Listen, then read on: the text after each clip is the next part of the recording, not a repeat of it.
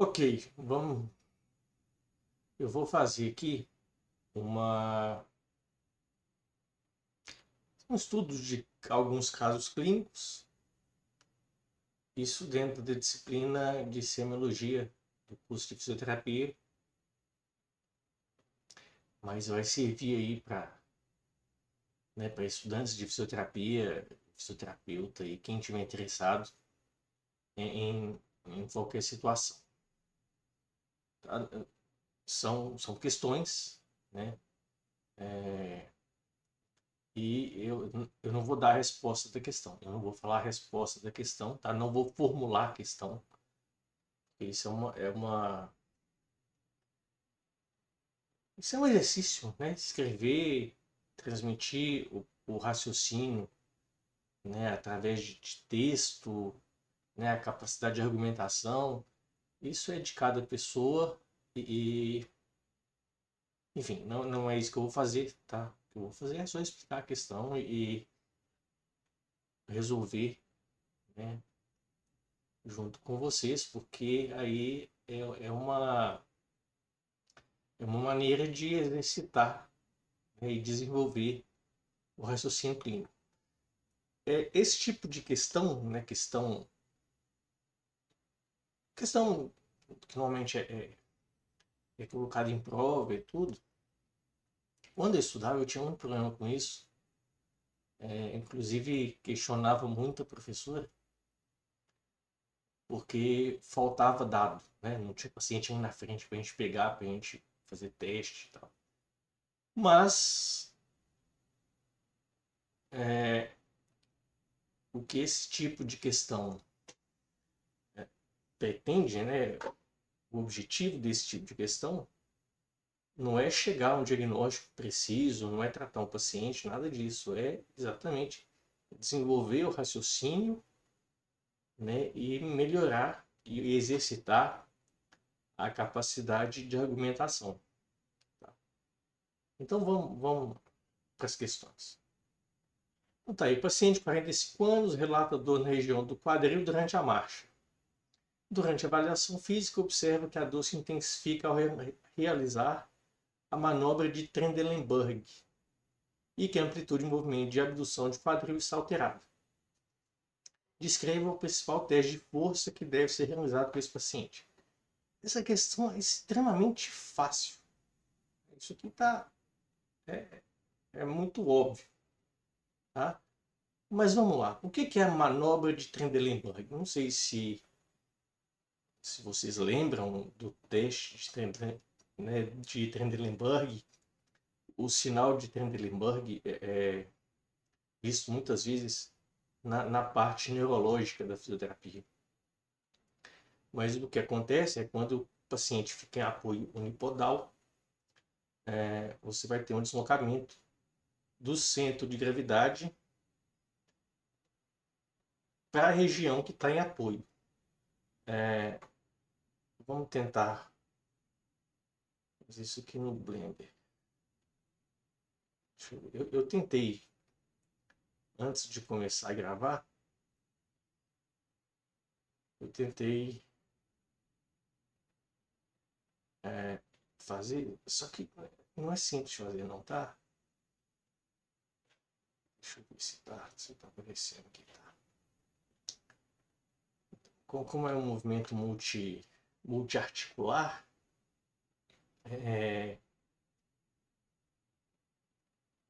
é um pouco mais complicado de fazer. Mas vamos pegar aqui. Deixa eu ver se. Acho que. Ok, tá. Beleza. Vamos. O sinal Trendelenburg é o seguinte: na hora que o paciente não vai ficar num apoio só, tá? Então, o que acontece? O, então tá aqui, ó. Essa linha azul, né, que é o eixo Z, representa a linha de gravidade, tá? Então, quando eu estava em apoio bipodal, né, a linha de gravidade está caindo aqui no centro, Então o peso está sendo distribuído os dois membros inferiores. Quando não fica em um pé só, e essa linha continua caindo aqui no meio, tá? Agora a gente só tem um apoio, tá? E a massa que estava sendo distribuída nesses dois apoios vai ter que ser suportada ou equilibrada somente nesse apoio aqui.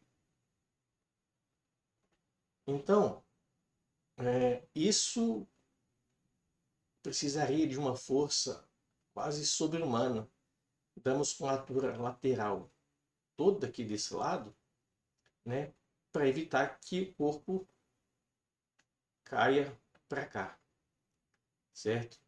E qual que é a estratégia, né, motora que a gente adota, né, para poder compensar isso?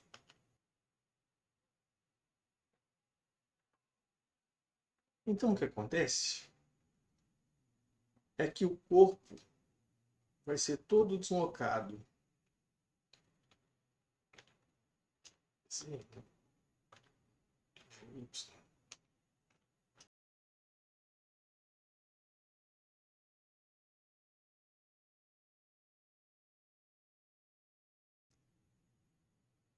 Então, é isso aí que acontece, né, na hora que você tira um pé do chão, tá? Você vai deslocar o seu peso para cima da região que está apoiada, né, do centro de apoio, para você poder colocar a linha de gravidade. Aqui eu fiz meio sem rigor, tá sendo, mas vamos ver aqui direitinho como é que tá. A linha de gravidade ela está caindo mais ou menos aqui, tá? É suficiente, certo? Porque aí dessa forma a força dos músculos para poder segurar o corpo, para não cair, né, para o lado de cá, ela consegue manter. E quem são esses músculos? Principalmente o glúteo médio do lado de cá, tá? Que não vai deixar a pelve rodar para cá, tá? E o quadrado lombar desse lado aqui, certo?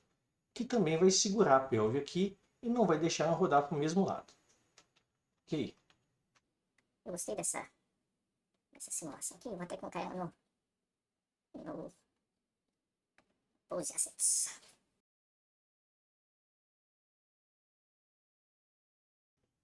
Beleza. O que acontece? Então, mostrei para vocês aqui, né? O,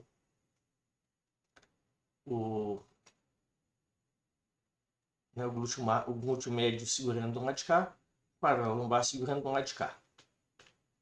Então, bacana esse negócio aqui. Deixa eu fazer uma marcação aqui.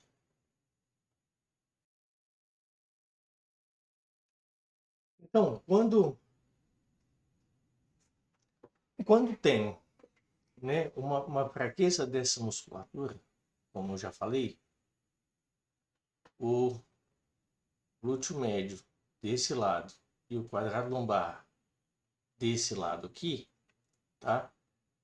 Você vai ter um deslocamento maior né, do centro de gravidade na direção do centro de apoio, né, no sentido do centro de apoio, para ficar em cima da região do apoio ali.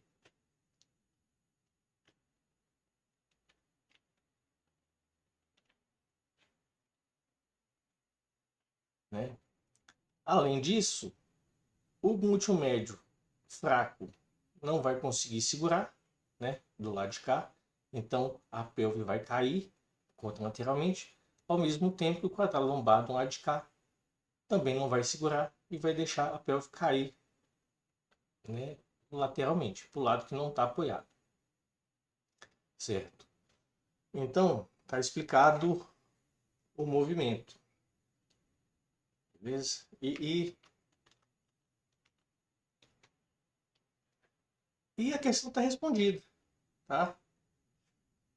Então, os músculos que eu tenho que testar a força aqui é o glúteo médio direito e o quadrado lombar esquerdo, tá? São esses dois músculos, os principais músculos que eu preciso fazer o teste de força. E aproveitando aqui a situação, né, o desenho,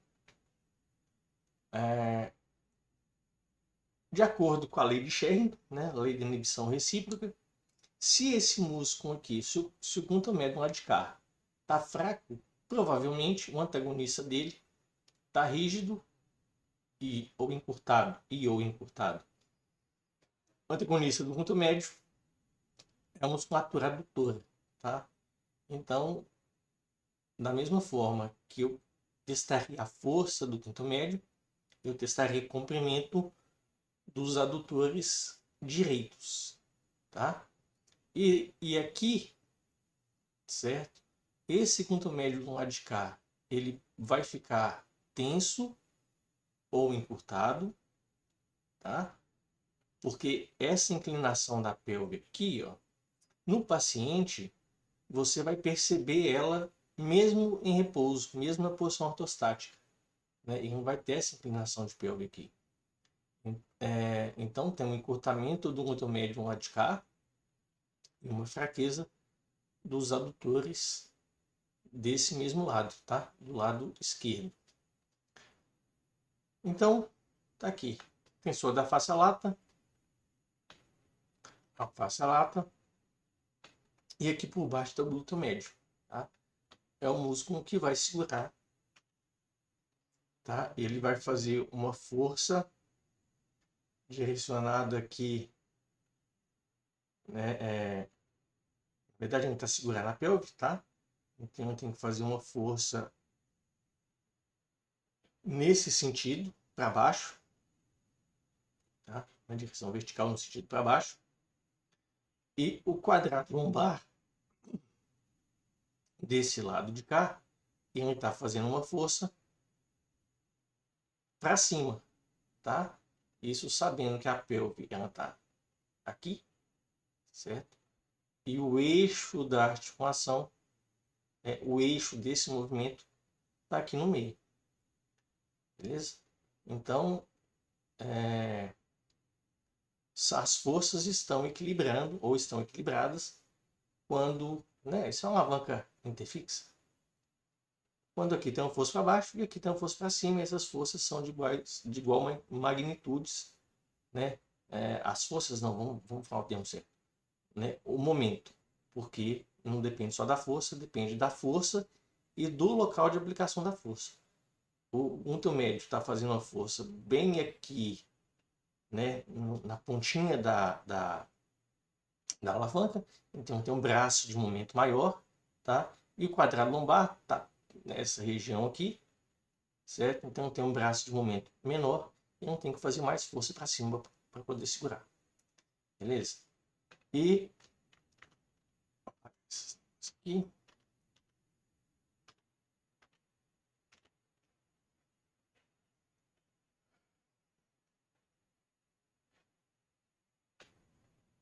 Então tá aqui. Vou testar a força de glúteo médio e vou testar a força do quadrado lombar que está aqui embaixo. Tá? Músculo mais profundo. Aí, tá até um pouco mais medial do que eu tinha falado. Beleza.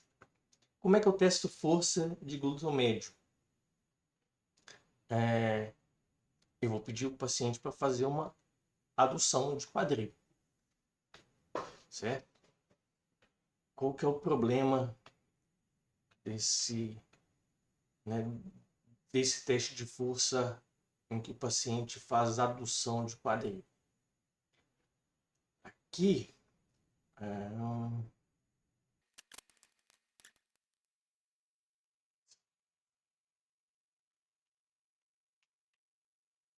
então, bem, não vou fazer isso bonitinho não, porque vai levar muito tempo. E não é o objetivo aqui. Qual que é o movimento do glúteo médio? Abdução. certo? Abdução. Então, o teste que tem que fazer para poder ver força do glúteo médio é a abdução.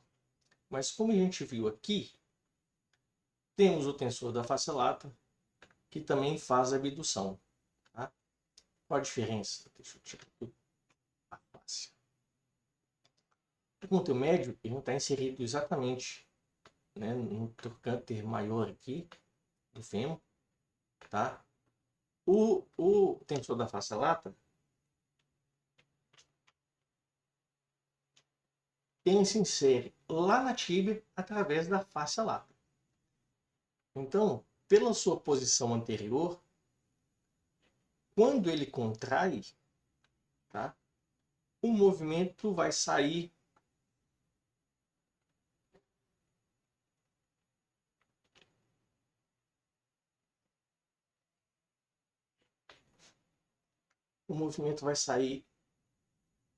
assim, tá? Vai sair uma abdução junto com uma flexão, certo? Então é importante, né? Essa é Depois eu vou ver se eu faço um vídeo disso aqui melhor mostrando esse teste. Acho que eu já até fiz, enfim. Depois eu. Então é importante você. Isso é o conceito de desequilíbrio muscular, tá? No caso que você tem aqui um movimento alterado, que eu mostrei, né? Que vai ter uma flexão junto com a abdução, é um desequilíbrio, uma dominância do tensor da face lata sobre o glúteo médio, tá?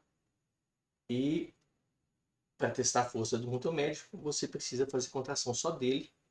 Então, o paciente precisa fazer uma abdução pura, ou mais perto disso. E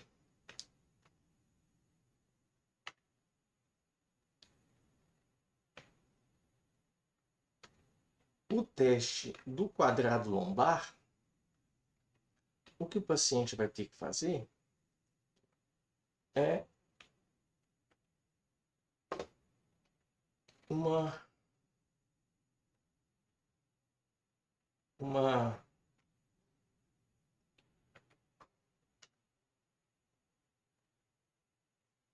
elevação da pelve.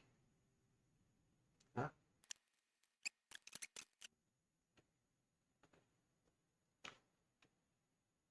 Essa mão aqui, bota para lá. Tá? É exatamente o movimento oposto. Né? No movimento no teste de Trendelenburg, a pelve dele caiu, certo? Exatamente porque o quadril lombar não segurou. E o que ele vai ter que fazer, né? Como é que faz o teste?